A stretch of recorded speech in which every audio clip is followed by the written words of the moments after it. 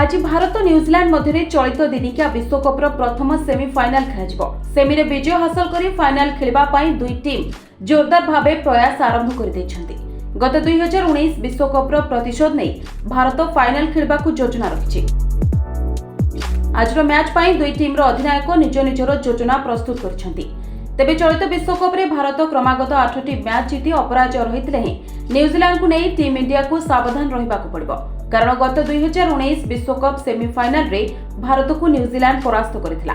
तेबे एठारे प्रश्न उठे जदि सेमिफाइनाल मैच रे वर्षा हुए बा मैच टाई हुए तेबे काहाकू विजेता घोषणा कराजिबो।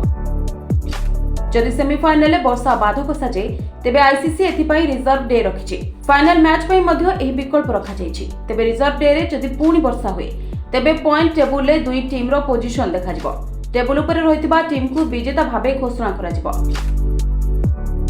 पॉइंट टेबुल रे टॉप रे रहितबारु एभଳି स्थिति रे भारत को विजेता घोषणा कराजिबो। सेहिपरि ऑस्ट्रेलिया दक्षिण अफ्रीका मैच समय जदि एही स्थिति उपजे तेबे टेबुल रो द्वितीय नंबर रे रहितबा टीम को विजेता भाबे घोषणा कराजिबो। गत 2019 विश्वकप फाइनल मैच टाई हेबारु सुपर ओवर होइतला मात्र सुपर ओवर टाई हेबारु बाउंड्री गणा जायतला फल इंग्लैंड को विजेता भाबे घोषित करा जायतला।